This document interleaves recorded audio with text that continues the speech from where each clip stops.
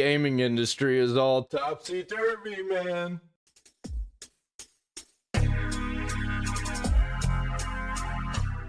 For some reason, I saw a bunch of people reacting to this guy. And, you know, I'm just kind of tired of the word grifters. Doesn't really mean anything. Nobody even really knows what it means. The people who use it usually have no idea what the actual definition of it is. They have a, like, general idea of what people are like when they call them grifters. Usually, they're not grifters. And the people who are the grifters, they kind of just write them off as insane people. Such as people like Candace Owens. Nobody even really on the left talks about Candace Owens. Right now, everybody's talking about Nick Fuentes and Tucker Carlson. Like some of the most boring people imaginable. But this one is specifically talking about video games. I don't really know what he's gonna say, but I kind of have an idea. And I'm pretty sure the conversation begins with a DEI. Grifters are ruining gaming. Have you ever been so excited for an upcoming brand new video game just to be disappointed and let down again when it turns out the main character is a woman? Yeah. Yes. Sometimes not. Sometimes a woman is good. But usually the reason why they have a woman there is not for good reasons. And it's usually for pandering and propaganda and some kind of motive behind it specifically being a woman, other than for purposes of good writing. Because anybody that's changing the gender of the character doesn't give a fuck about the game. Absolutely. No? You haven't? Well, congratulations, dog. You're normal. I have. Nope. Nope, it's not normal to want to change the character.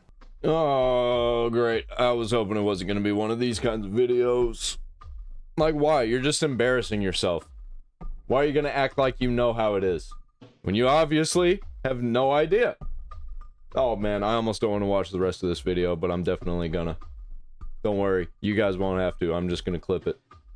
Grifters are completely ruining gaming. And that might sound dramatic or like I'm giving them too much credit, but they legit actually have enough dumbasses listening to the words they're saying to the point where it actually has a detrimental effect on gaming. But let's take a step back real quick. So he crying because it works. So either we get good games or we get woke slop. We don't like the woke slop. We talk about how shit the woke slop is, make fun of it, and now we're ruining games. If this is what ruining games looks like, then sure. But we're most definitely not ruining games. Because I think gaming, you can double check me on this. You can fact check me. I think gaming is more popular now than ever. More successful now than ever. Just not in the AAA gaming space. You crying because it works. Well, hey, thanks. I appreciate it. That's great. Absolutely. Yeah, I know it works. And the thing is that every single time that I see this, this makes me feel good. Because this is somebody even that disagrees with me that got to admit that, damn, they're making some change. I'm saving gaming. You're welcome. You're welcome, by the way. I do this for free. Yep, base. Everything for free. Don't stop talking about it. Don't stop having fun, man. Some of you might not even know what the hell I'm talking about. Right. To understand how we got to where we are in gaming, we first need to understand what a grifter is. The definition of grifter that I like the most is petty swindler. And I can't lie, I can't think of a better description. Because that's what these little trolls do, bro. They just fucking they create issues out of literally thin air, Houdini, and then they convince you that you should be mad about said made-up issue. Well, aren't you doing that too? Like, here's the thing is that I think that grifter is one of those words that's overused massively. Basically, what this person is saying is that, like, and also here's another thing. So I can approach the accusation of grifter from two different directions. The first direction that I would approach it from is that being a grifter implies that you're doing something for profit. I will tell you, as somebody who has gotten a lot of sponsors and things like that, is that being against certain types of representation in video games, even whenever it's done in a cynical, self-serving DEI way, is actually less profitable as a business model. Because like a lot of companies don't want to support people that do that because they get called racist or something like that. So that's number one. And number two, also, how is it grifting? Like, do you think that they don't have those opinions? Because grifting is whenever you're having opinions that you don't actually have. You're putting forward something that you think is a lie or that you know is inaccurate. That's not what's happening here. No, what I think this guy is talking about is, say, like, somebody like Smash JT is only going to talk about a topic in gaming and hype it up and, you know, make people talk about something when there's nothing really there to talk about. That's what he's talking about. I'm pretty sure. I'm gonna have to keep watching. Which, by the way, I'm pretty sure that's not grifting. That would be sensationalizing. Basically taking something that is there, but hyping it up, you know, blowing it out of proportion. But that's also not grifting. That's just sensationalism. That's what the media has done forever. But the only difference here is the people that he's talking about, that he's going to talk about, most likely are 1,000% not grifters. But let's keep watching. Yeah. Now, we see this in a lot of places. Politics is one of the biggest ones, but gaming is among the absolute worst. Yeah, people just use that word. Like, they don't even, like, you got to use a dictionary. You got to figure out what that word means. Oh man, this video is going to be so bad. This guy's going to absolutely embarrass himself. It's hilarious because besides YouTube, there's really only one platform that these people really like to congregate on. You go on Instagram, TikTok, some shit like that, there's going to be normal conversations being held. What are you, on Instagram? Are you kidding me? Oh my God. Man, I'm on Instagram. And let me tell you, everywhere on the internet, people are fucking insane. Absolutely insane. It's just some places more than others don't allow disagreement. So you get a lot of people who are basically just like yes men who are just glazing you the entire time, and anything that's negative just gets banned. But if you're a small creator, dude, let me tell you, people are fucking insane because it doesn't get moderated the same when you're a small creator. And I think a lot of it's bots. I saw a clip of Adolf Hitler on a whale next to a dog. It had like 100,000 likes. All right, we got this whole rage bait culture going on now, because you can say some shit that you know is completely false and then turn around and hide behind. That's bro, true. You fell for the rage bait. Yeah. Let me give you guys a couple examples of what we're talking about here. Take the Wolverine game coming out for PlayStation 5. You guys remember the Wolverine reveal just a couple of weeks ago, right? Showed Wolverine, Mystique, the combat, some of the story, the graphics look good. I mean, shit.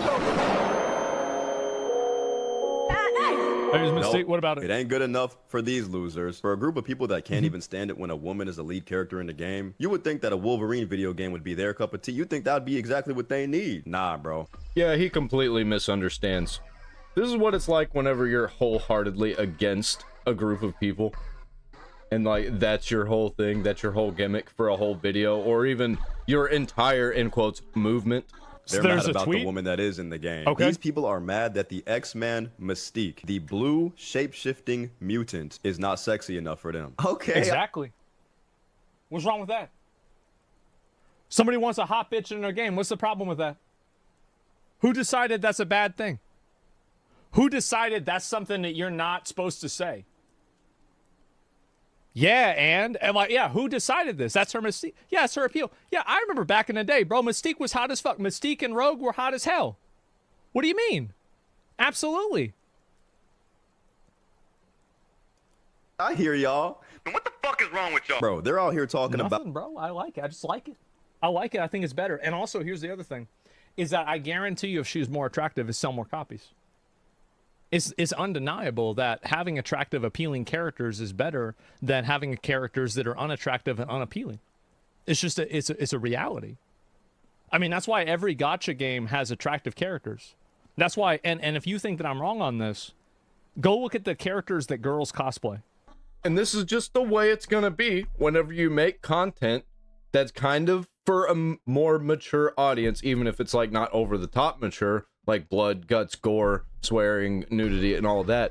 But I mean, like, you push those boundaries, man. If you're making something for a mature audience, that's kind of what you gotta go toward.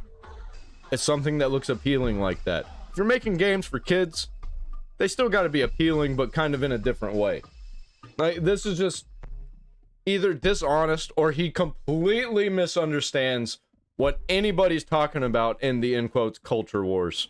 Find Jesus. It's in such bad taste, and a lot of it is just lies and bullshit. And also, one thing I want to say to my young men, fellas, just because it's coming from a woman, you feel me, doesn't mean the shit's true. I know some of y'all are hearing it come from a woman, and in your brain you're going, oh my gosh, she feels the same way I do. I knew I wasn't sexist. I just hate when bitches are in my game. No, bro. Yep, true. Oh, True. I don't know, man. I just think we're in a really weird time. It seems like nobody wants to be It's happy. again another. This is another instance of caring a lot about the way other people see you. And I think this is really like people like this. They try to maintain a power dynamic around their approval and the approval of other people. But the truth is that I think that power dynamic is waning because overall, I don't think people care as much about it anymore. Yeah, it seems like this whole problem that this guy has is what other people are saying. He doesn't like what other people are saying. Well, you know what? That's just the way it is, man. And you know how I feel? I don't give a fuck what other people say. I don't give a fuck what other people think. They can think what they want, say what they want. I'm gonna think what I want and say what I want. And what I say is most of these games that are coming out from corporate fucks are destructive bullshit. It's slop. We used to get great games from these developers and publishers. Multiple from each one. Ubisoft used to have like 5 or 6 bangers come out a year. Now we get one mid game every 1, 2, 3, sometimes 4 years. And I think that's the reason why you're seeing so many people speaking out about this, because they don't like it. It's conformity. Yeah, exactly. About shit these days. Game comes out with a normal ass looking woman, DEI game, woke slop. Game comes out with a more fan servicey type of art style, gooner game. This shit is gooner slop. Sure. What happened to the hobby I love, bro? I'm just trying to play some good games, bro. That's it. That's all I'm trying to do. Not every game is perfect, and bad games do deserve to be criticized. Trust me. Trust me. But lying and making up false things to be angry about just so you can get paid a little bit of extra money, that shit's loser activity, bro. I feel like I know exactly who he's talking to. He doesn't really talk much about who he was exactly talking to or about.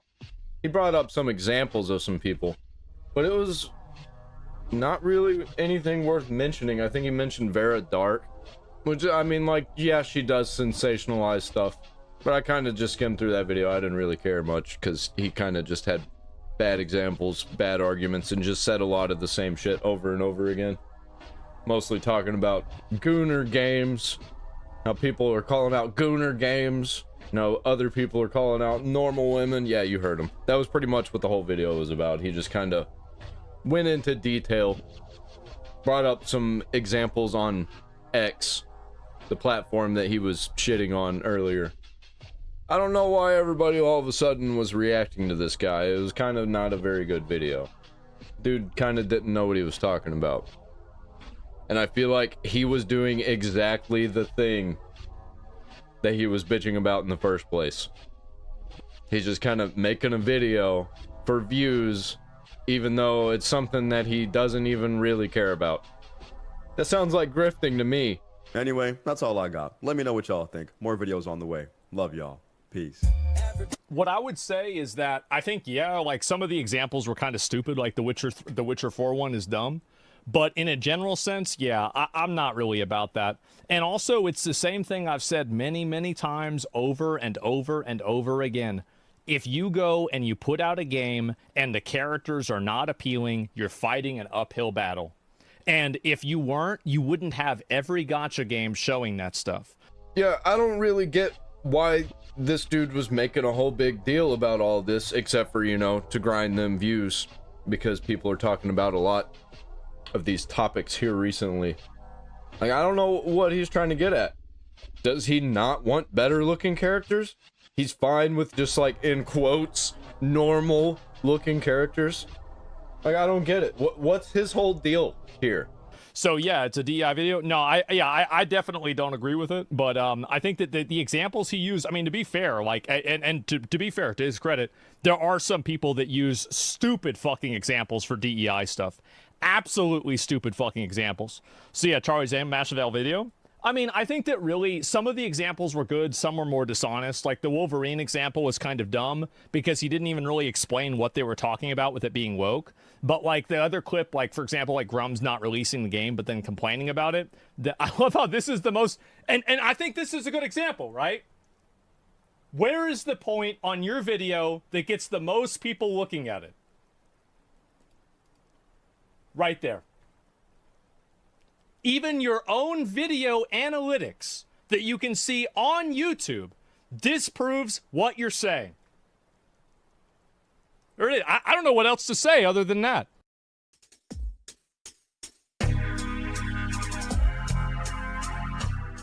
Why have video games become so terrible in recent years? They haven't. It's just the corporate games. You know, games used to make me forget the real world existed. Hours would literally disappear. You'd look up at the time and realize you'd missed dinner and you didn't even care. As when I look back on those times, it all just felt so pure and simple. Like the developers had built something for you to just enjoy, with no strings attached once you purchased the game from the store and loaded it up. It was a ritual to stand outside waiting for the new game. That's because there was a lot of limitations. Nobody really knew what they were doing, so there was a lot more passion, a lot more creativity, a lot more experimentation, and a lot less money in the industry, and a lot less countries in on the industry to make everything go global.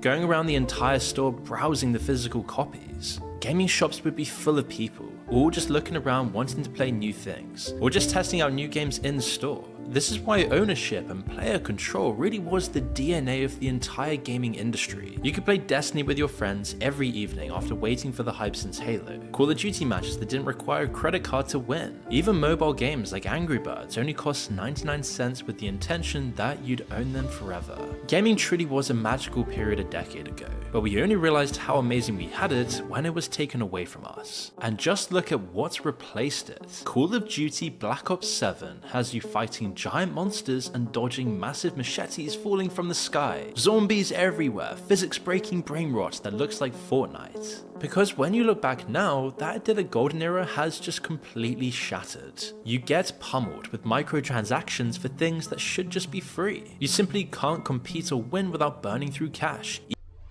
Yeah, this is whenever corporations are trying to be safe, but at the same time they follow trends. You get that corporate sameness where everything has kind of got that same feel across the board.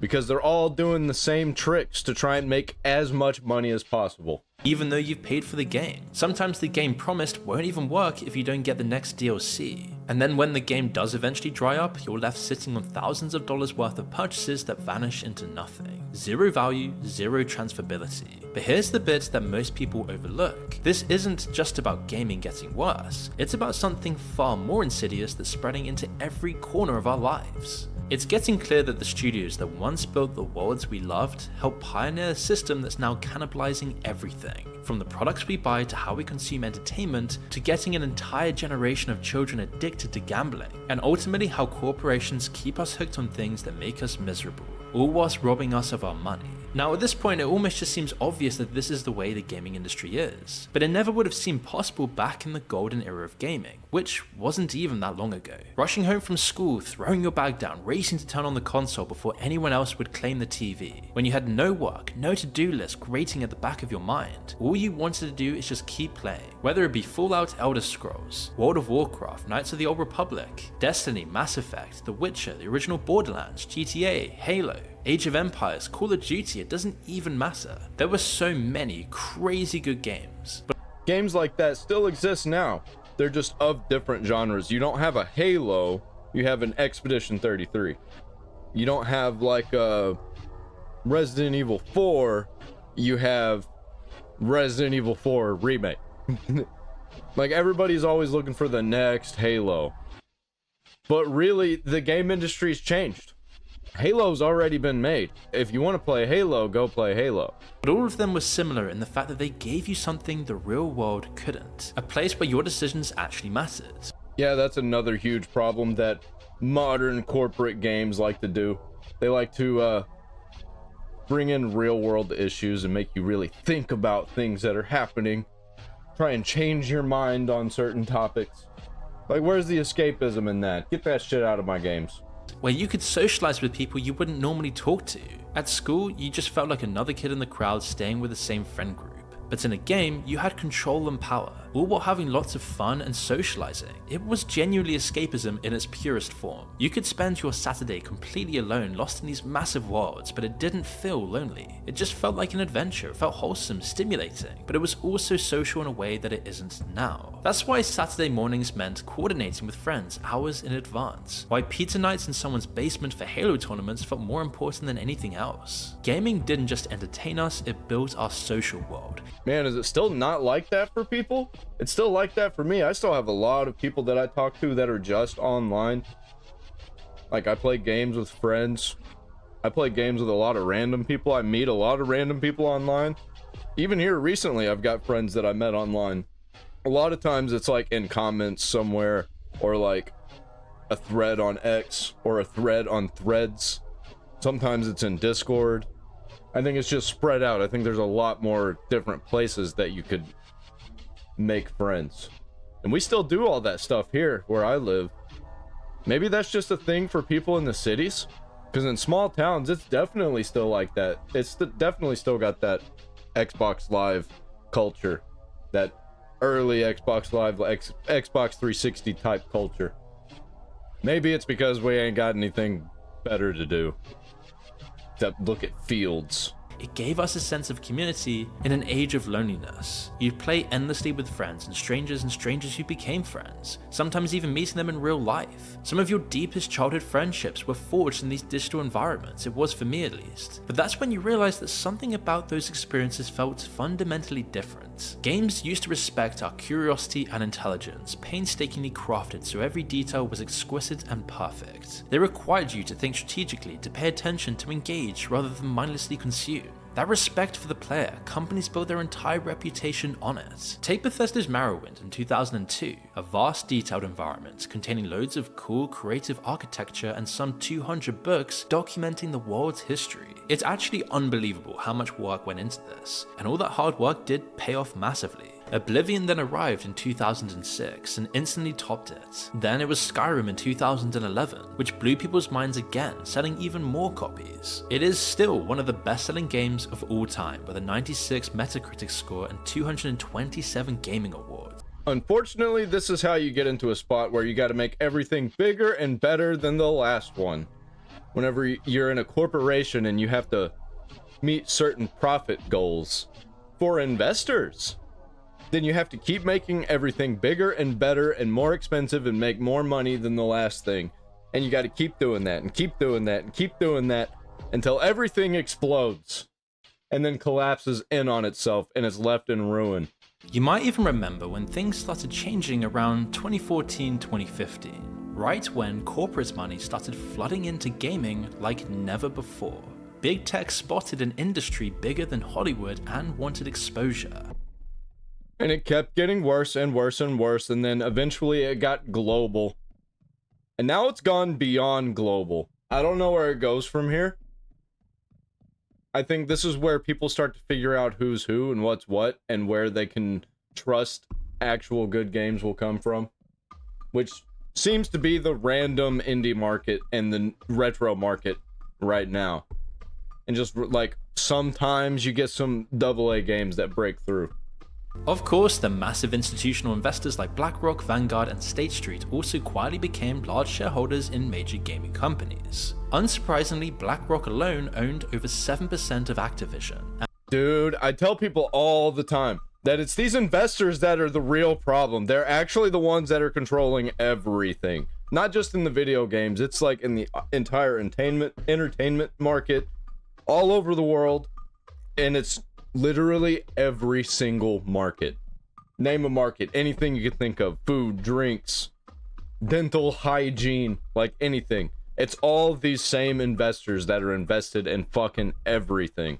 So the Saudi government now owns the company behind FIFA, Madden, Battlefield, and The Sims. I mean, EA's already hated enough, and it's already destroyed more cherished studios than any other publisher in history. And I mean systematically. Here's how it tends to play out. They acquire an innovative studio, force a live service pivot, meaning pivoting closed-loop games to something that evolves constantly with ongoing costs for players, or just set unrealistic sales targets and squeeze the company for everything. Then they shut down when the creative team can't transform a game into a microtransaction factory.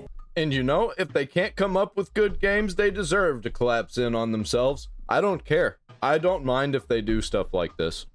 I've gotten to the point where I just really don't give a fuck. They can do what they want. I'm just not going to be a part of it. And if you want games like that, you know, go right ahead. You can have it.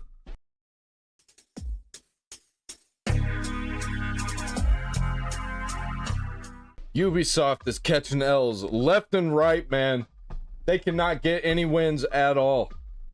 It's absolutely embarrassing, and I love it. I love it so much. I hope their entire company collapses. Slides from an internal Ubisoft presentation regarding Prince of Persia: The Sands of Time have been floating across the internet over the past few days, and gamers are furious at everything they've seen and heard. Yeah, I don't know what Ubisoft was thinking with this one. Out of all of the games that need a remake from Ubisoft, why was it Prince of Persia: The Sands of Time they decided to remake? I've been playing it. It's kind of mid. It kind of doesn't hold up very well. Out of all of the games in their catalog, that's the one they decide to remake and fuck up and wokeify. I don't get it. Companies do not care about respecting source material and really trying to make a product for their existing and established audience. They just care about modernizing something because they truly and genuinely believe a modern audience that they haven't reached the pockets of yet is out there, that they are going to be able to reach into their wallets, grab a few bucks. I think they actually genuinely might think that this is stuff that actually works, that's keeping them afloat. And they think that the market is just in a downward spiral right now due to tariffs and things and like political conditions and the political climate, not realizing that they're the ones that are perpetuating all of this bullshit to happen. And now they're going to have double the fan base size, but that doesn't happen. When you try to make a product that appeals to everyone, it really appeals to no one. You're not going to be able to modernize and capture existing fans' attention and also capture a new audience's attention. You are really just making it harder for people that previously liked your product to want to support you in the future. And gamers are sick and tired of the BS. Huge lifelong fan of Assassin's Creed here. Huge lifelong fan of Attack on Titan. Attack on Titan may be my favorite anime of all time. It used to be Dragon Ball Z, but I think Attack on Titan may have surpassed it because I watched every episode as it came out, since it came out, and eventually I caught on to the manga whenever I was waiting for the anime to finish, and I finished it in the manga first. So I am a huge fan of Attack on Titan. Huge fan of Assassin's Creed. Literally used to buy every single one as they came out. Also, Black Flag was the last one that I played. And then I stopped playing them. So I've got some opinions about this. I got things to say. Ubisoft has put out some pretty terrible content, and while Assassin's Creed Shadows had already faced a lot of problems and backlash, it looks like they want to continue to embarrass themselves because now they're doing an Attack on Titan crossover that looks abysmal, and they are getting demolished for it. From a company that has claimed to make quadruple A games in the past, you expect a certain level of quality from them. Oh yeah, I do expect a certain level of quality from them, and it's this. And they just continue to disappoint the fans that they have and that they're quickly losing because now they're doing this big Attack on Titan crossover that is making them get a beatdown. Now, with Assassin's Creed Shadows, a major problem people had when it released was its historical inaccuracies. Ubisoft said that, oh, it's historically accurate and we did the best job possible and we brought in historians, and even though that wasn't really true and they didn't do their best job and it wasn't historically accurate, now there's no question about the criticism that we've had because obviously this isn't real, because the Assassin's Creed Shadows Attack on Titan crossover is going so poorly. They are now facing major problems. It says that the crossover is getting a kicking over the lack of Titan fights, atrocious cutscenes, and an ending pop-up telling you to go to the store and buy the outfit instead. Now, this is a time-gated mission and quest line because it's only around for, I think it is a month, the article will say. Of course, it's timed. It's something that's just not gonna exist in the future. You just won't ever be able to play it again. They love to do stuff like that. I fucking hate entertainment models like that. Where it's just like, you get it for a month, and then never again, we're just gonna remove it, and it is like it never even happened. Like, what the fuck is that shit? And they're like, here, you can play this shitty little thing, but buy the outfit whenever you're done. Because if you don't, you will never be able to buy it again. Don't miss out. I fucking hate it. I fucking hate it so much. In a second, and then you also have the fact that it looks so rushed and unpolished, and Assassin's Creed Shadows itself did look good. Like, the graphical level was good. Well, they did it. They somehow managed to bring back complete historical accuracy to Assassin's Creed, and the fans could not be happier. Can you see the happiness emanating from me? The Stranger Things Far Cry event I get. Ubisoft made it work, and you can tell effort was put in. But this? Why this? At least do something that would make sense, like Skull and Bones, One Piece. Oh. Right. Thing is, regardless of the hate that this game gets, it's honestly fun. I put like 60 hours into it when I got sick for a week. Although the story is way too long, repetitive, and not that engaging, the rest of the game has some of the best parkour in the series, the combat's pretty fun, the graphics are insane. It's not one of the greats, but I don't regret playing it. But why this? Ubisoft, regardless of their reputation, has a ton of insanely talented developers, but for some reason the higher-ups cannot understand why this isn't the way to go. Oh my gosh, you're Attack on Titan. If you two can follow orders as well as you kill. Oh my god, holy shit, why does it look this bad? This is quadruple A quality right here.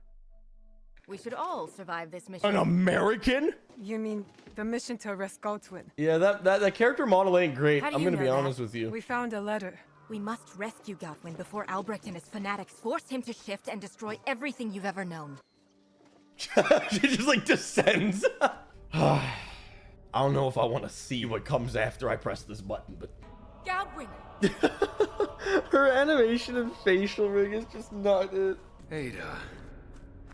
Of course nothing could stop you from coming for me. Ooh, nice try. Now read the line like you mean it. So naive. Your captain brought a Titan serum, and now Albert has it. No! All they'll need to do to claim my power as their own is to eat me. No! We need to get Godwin out of here. Did you say eat? Thank goodness we got Yasuke for comedic relief. You better not bite your finger now and become a Titan. Ascend! Oh no! Oh no! Oh my gosh! There is no way! You want a meal, monster? I really feel like this is the missing season of Attack on Titan. Did they just forget to animate him yelling? Like, what even was that? Oh my gosh. Dude, this is a freaking Resident Evil moment. Titan is one of my heroes. Do I even get to see him? Must hurry. Oh, I do. I do get to see him. That's kind of scary, man. Those models are just horrible. You really meant a towering creature. Dude, Yasuke has so many jokes this one. Oh my gosh. If I knew my father only had 5 years left, then I would want to make every minute count. Your father's gone now, eh? But my power. He says as he brutally looks off into the distance. We better not do that, too. We better not do that. Oh my gosh. Well, it finally happened. I met someone taller than you. And with a bigger appetite, too.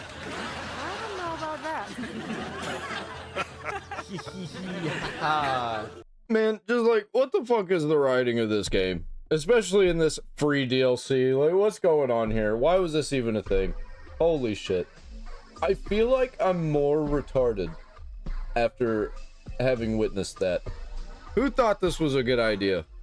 They must have been really desperate for some funds. So we just leave the Titan? We just left the Titan? Under there? He's just under there, dude. Attack on Titan is complete. You can now buy the oh, dude, the cosmetics in the store. Where are they? Where are they? Where are they? Yeah, that's wild, man. That was like literally like 30-40 minutes. I was kind of expecting that to be a lot longer. Dude, what? It was only 30 to 40 minutes? Are you serious? You call that game content? Borderlands 2 did better than that. If Ubisoft has not killed themselves yet, this is literally the nail in the coffin. This is one of the worst things I've ever seen. Yeah, there's another one that came up that's doing even more damage. I would believe, depending on what they show in the Game Awards. But yeah, this is really it. One of the big blows. Yeah, we want to watch it. Here we go. Oh my god, bro.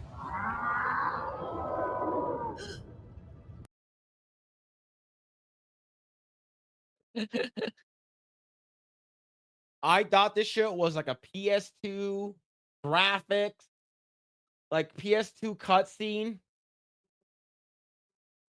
Yeah, I thought this was memeing at first. Like, no way. It's like, no way this is legit in the game. But yeah, turns out it kept appearing in my feed. It's like, oh shit, it really is. It really is in the game. Like, okay. Yeah. Yeah. Yeah. This is, look.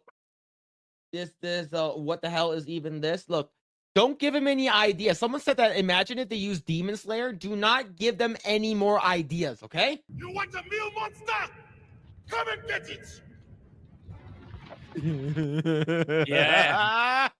Yeah.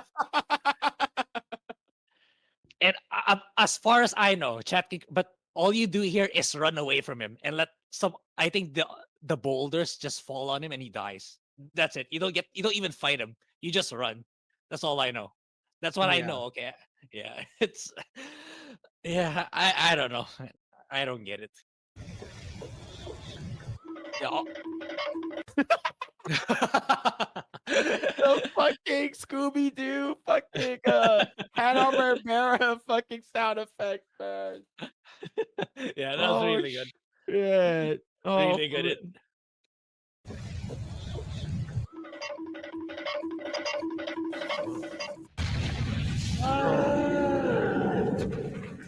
Titan is on my heels. You must hurry.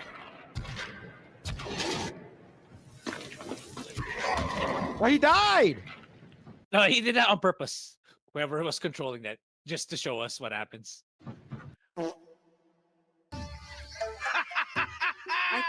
Oh my god, bro. This is the worst thing ever. Is this real? Like, I've seen this already. So. It's very likely. I think they put that in to meme on people.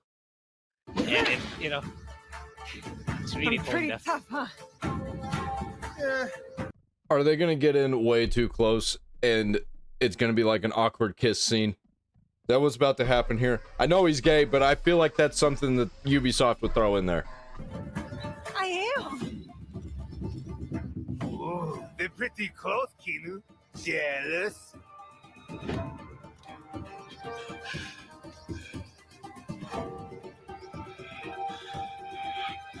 No, please, don't kiss her. God damn it, dude. Like, how... That was such an easy prediction. Like, holy shit. I did not pre-watch that. I had no idea. It's just like, anytime you get a moment like that in a corporate slop entertainment project, they always take those easy writing moments. Every single time. Yeah, man. Like, I can't, like... Remember, they say that this is supposed to be historically accurate. Yeah, and so they're not releasing anything else for Assassin's Creed Shadows after this. And I don't think they should. Good. This is a good note to end it on. Like, this is... Like, you can't make this shit up of how bad it is. Right? It's, like... Nobody's liking it. I'm still at the camp where all you needed to do was, people could have forgiven at least many or most of the shortcomings of the game had you not politicized Yasuke. If you just put a regular Japanese guy, I think the Japanese community and in terms of like perception of this game as a whole, we would be having a much different conversation right now.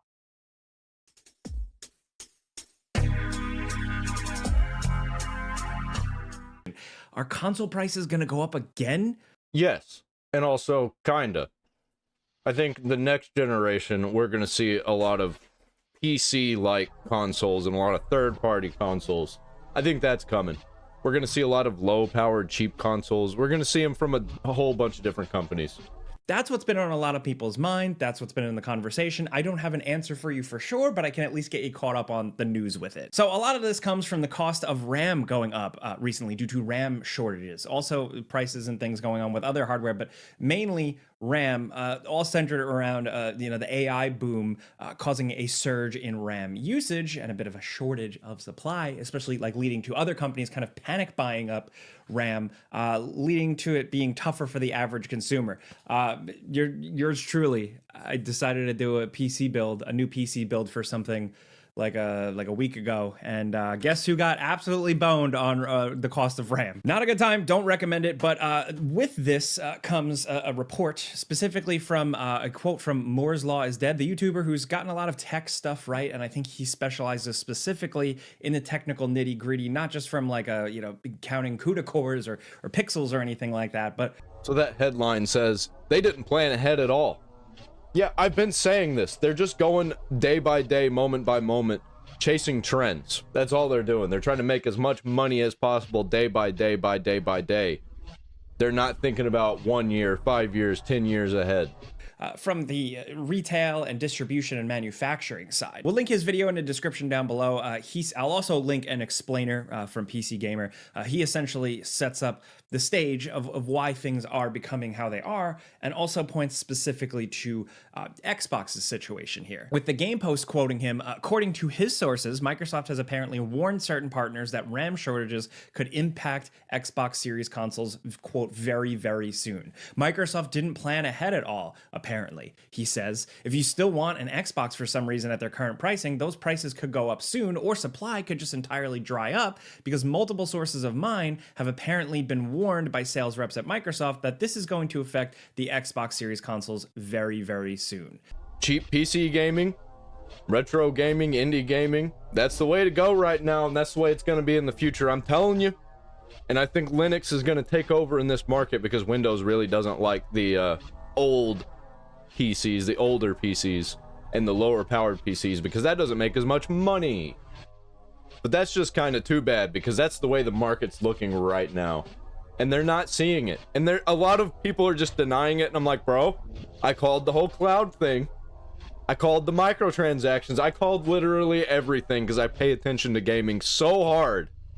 And I pay attention to what the people who are paying attention to gaming are saying so hard. I can predict to a T what the fuck is going on and what will happen. And I'm telling you, it's coming. The other story I did want to mention is the concept of shadow dropping games. I actually love this concept, and it completely gets rid of the pre-order culture. I fucking hate pre-orders, man. And I hate what corporations do around pre-orders. Like, the idea of pre-orders sounds great until you start putting incentives for people to buy it, so they don't miss out. Man, I hate that fear of missing out bullshit that companies do. Corporations do, I mean, excuse me. Bethesda Game Studios studio director Tom Mustaine went on record with a pretty interesting quote. We had a real successful shadow drop with Hi-Fi Rush through Xbox and Bethesda. Todd Howard, the boss man, he's wanted to shadow drop things for a long time because it's so great to be able to say, here's the thing, get it today. It's very valuable. He also said, and I quote, like citing this, like, we all have short attention spans now, so it makes sense to do more shadow drops, and I would love to see that, really. To expand upon that short attention span thing, I think this is why there's a rise in shorter indie games and retro games that are smaller, shorter games, rather than these giant, bloated, big budget games. I think people's attention spans just can't handle these giant games anymore. Or they don't want to handle them. That's probably more the case.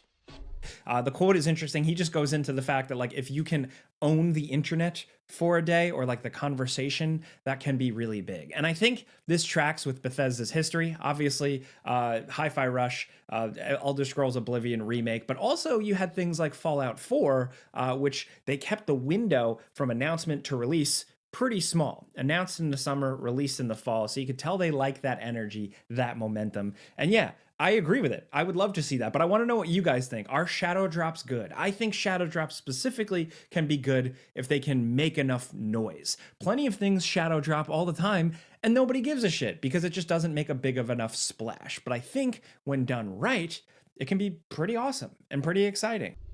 Yeah, it has to be something that people want, people are anticipating, something that should exist in the world, like an Oblivion remake or a remaster or whatever. Made sense. I think they kind of went about it wrong, but it made sense. I think it's fine. I just didn't like it. I wasn't into it. I refunded it pretty much immediately. I'd just rather play the original one. We are seeing a major shift with companies' approaches to DEI initiatives. We are seeing them drop these terms from their reports. They're not mentioning them as much to investors anymore, and really, this could be a very positive change. I like it when corporations change from doing their usual corporate bullshit, but they always end up doing something else.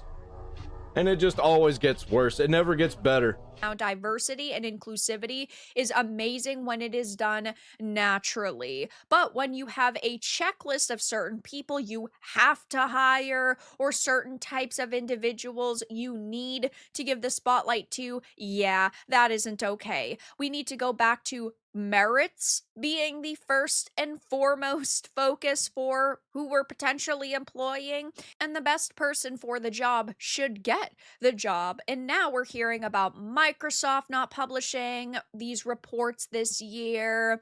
Disney is dropping DEI and related terms from their reports, and man, oh man, are things looking very strange, to be honest, after years of these companies really putting all of these terms first. And we joke about take a shot every time they mention DEI and you'd be dead by the end of the presentation. Now it looks like they are trying to silently scale back the amount that they are mentioning these different terms. And it's just got me thinking, what's the next conversation gonna be? What is everything gonna be like in the future? What is the next thing that all these corporations are gonna hop on board to pander to? I'm leaning toward it gonna be religion. I think they're gonna be leaning hard into religion and culture really hard, because for a while it was identity. They started to lean into culture a little bit, but they didn't really get there. But I think that's probably gonna be the next thing, is like religion and culture, like Muslim, Jew, Christian, you know. I think there's gonna be a bunch of people fighting about that kind of stuff. Also Hindu and Buddhism, stuff like that, because Asia is becoming very, very important to gaming culture. It wouldn't be another day in the gaming industry if there wasn't some mega rich CEO trying to convince everybody to not only buy their product, but also in the meantime, ask for less transparency. You know, today we're going to be talking about AI. It's a crutch of a conversation that has been happening pretty much all throughout the industry over the last year, especially ramping up extremely over the last month due to the rising cost of PC hardware because of AI and the bubble that is surrounding it. But this particular video is going to be about the conversation around AI because of Tim Sweeney, the CEO from Epic Games, who is trying to tell Steam that they should no longer be listing AI disclosures on their store. You know, I find it amazing that the store that is supposedly trying to compete without actually competing against Steam is trying to tell Steam that less transparency is a good thing. I never really quite understood this. I don't understand why Tim Sweeney is trying to say this. Well, actually, wait. I do. There is a lot of controversies currently going on right now surrounding Fortnite and the usage of their AI. There's a lot of controversies right now surrounding AI usage in other AAA games, like Call of Duty Black Ops, for example. AI is an interesting conversation. Yeah, this is what I've been saying the entire time with AI. And people push back against it hard because they're like, oh, you're just hating on AI. Oh, you're afraid of AI. Like, no, I love AI. I use AI all the time. I don't mind if AAA studios use AI. I just know that corporations are going to corporate.